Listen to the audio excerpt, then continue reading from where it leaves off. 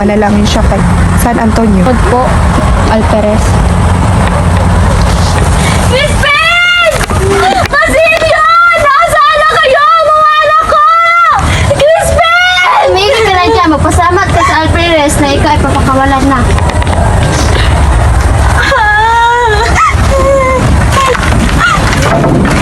Basilio! Asan na kayo, mga anak ko? Crispin! Nakita niyo ba ang mga anak ko? Si Crispin at si Basilio! Crispin! Basilio! Crispin! Basilio! Hinang! Nandiyan buka kayo, Hoy, kayo ba tayo hinanap namin ha? Huwag ka kumilos na masama! Crispin! Basilio! Asan na kayo, ang mga anak ko?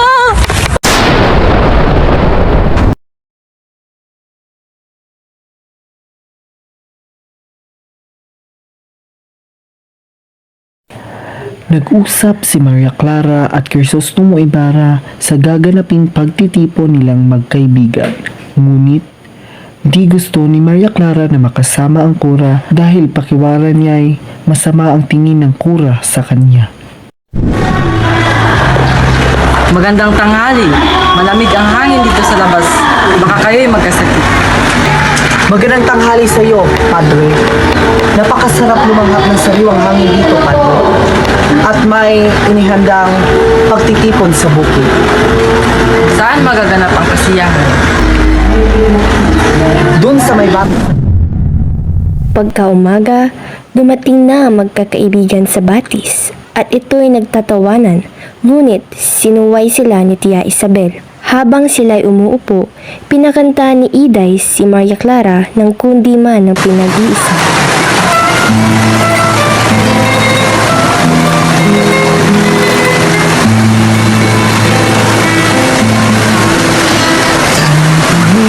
Mas mabuhay sa sariling bayan,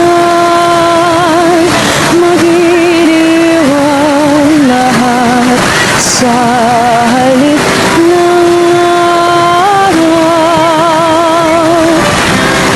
Ang hangin may suno, nagbibigay buhay. Kamatay ay lagi, pag-ibig ay banal.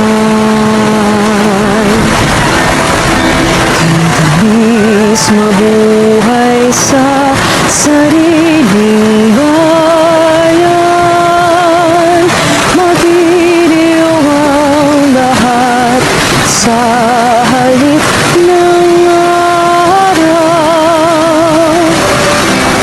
Ang hangin may sanyo, nagbibigay buhay. Kamatay ay lagi, pag-ibig ay banal. Magiling na halik sa tuwing umaga, sa punso'y pumupunang irog ng ina.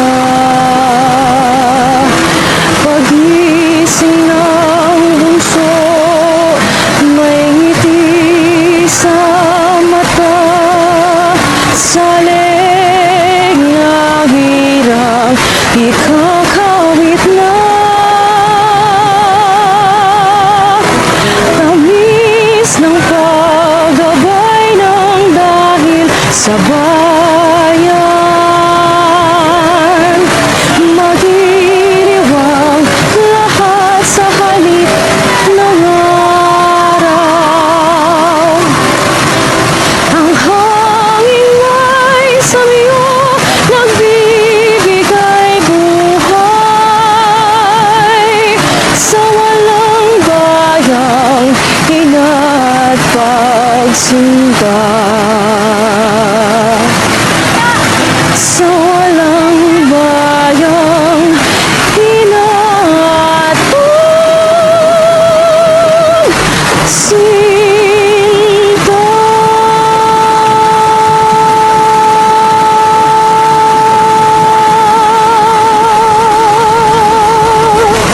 Habang nagkakasiyahan ang kababaihan, nakita ni Leon na may buhaya sa ilog.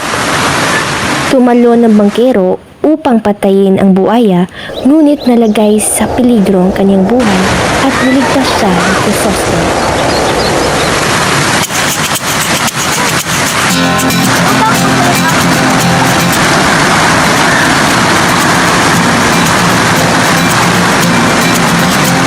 Tumakas na tayo, takasan na natin ang mundo. Magtago papalayo sa mas tahimik at payapang mundo. Umubulong ang hanging amihan at huni ng ibon. Dumudulog at tinatawag na tayo ng bundok. Naaabala ko po ba kayo, pilosopo? Laren po pala kayo, Milo. Ano ipaglilingkod ko sa'yo?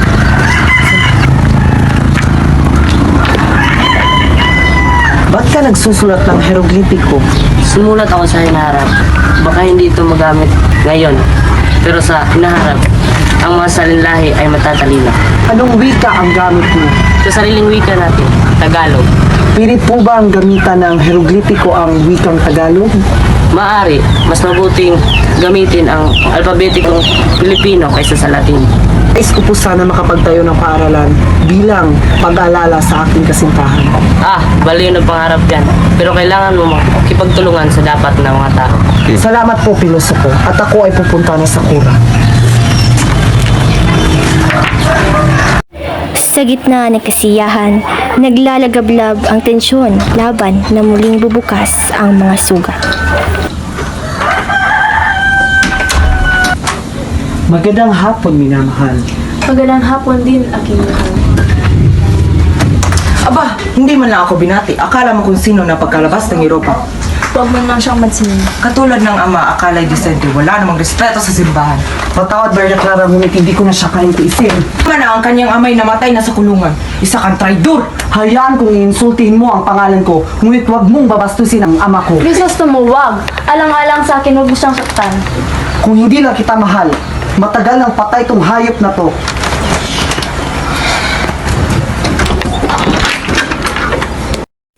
Madugong sagupaan ang pagdurusa sa ilalim ng pang-aabuso.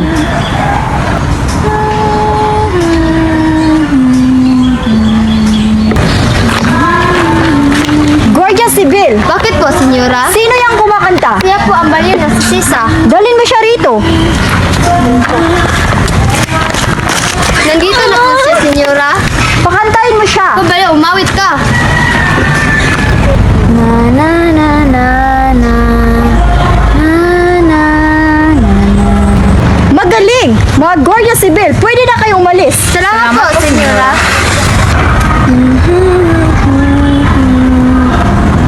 Hoy, baliw! Sinong baliw? Baka ikaw yung baliw. Ako? Hindi akong baliw. Vamos, kumanta ka ikaw. Konsolasyon, ano ba itong ginagawa mo? Bitawan mo ako! Turuan ko lang yung sinong baliw na yan. La la la. Basilio! Gamutin niyo itong babae ito at bukas ihatid niyo sa Nagsanib ang kalungkutan at nag-aasam ng bagong pag-ibig. Oh, ganyan ko yan. Kaya pala. Tuloy kayo. Magandang araw, Kapitang Shark. Magandang araw din po, ako po si Alfonso nila. Kumusta na ang kalagayan ni Maria Clara? Walang pagbabago. Pasok kayo. Iya, kumusta ang iyong pakiramdam? Sumasakit pa rin po ang ulo ko, Doktor. Doña Victorina, siya po ba si Maria Clara? Oo, Alfonso. Ang ganda pala niya. Magandang araw po, Padre Damas. Nasaan siya? Nag-aalalang pumasok si Padre Damaso sa silid ni Maria Clara. Maria Clara. Salamat sa pagbisita, Padre Damaso. Labis akong nag-aalala sa iyo. Pagaling ka muna. Nakita ni Padre Damaso si Alfonso Linares at ito ang gusto niyang mapangasawa ni Maria Clara. Pagtakas o paglaban, sumihabang apoy ng rebelyo, bayan ay nagsimula ng mag-alab. Katapang sa lupa'y para. Patawad, mahal ko, ngunit ito na ang huli nating pagkikita. Tatandaan ka sa gusto mo, ikaw lang mahal ko. Paalam, mahal ko. Wala nang kaya ko.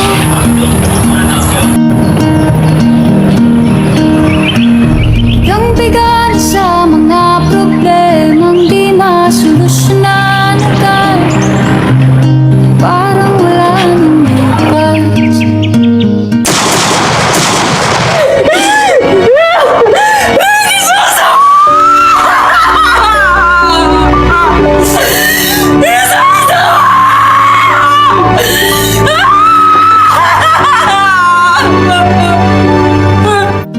Pagmamahal at pag-asa sa kabila ng pagluha.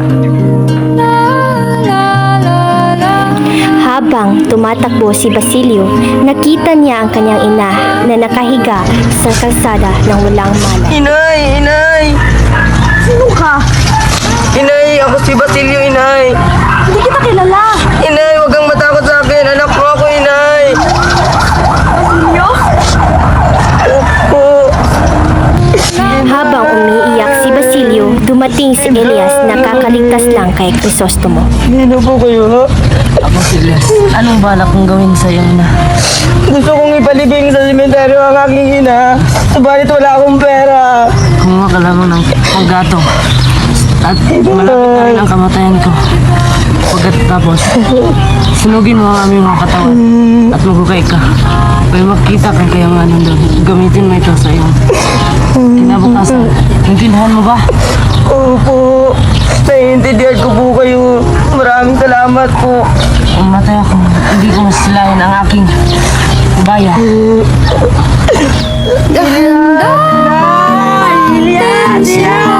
Muli ang pagkakabal. Huwag mo akong iwanin, Nay! Sa salamin. Sa kabila ng sakit at pagdurusa, may pag-asa sa bagong umaga. Handa Habang nililisan ko ang bayang iniibig, pasan ko ang sugat ng mga pangarap na mawawasak. Hindi man natupad ngayon, ang hustisya'y darating at muling mas aalap ang pag-asa ng ating bayan. kaya't lumaban ka. At ito ang Noli Me Tangere.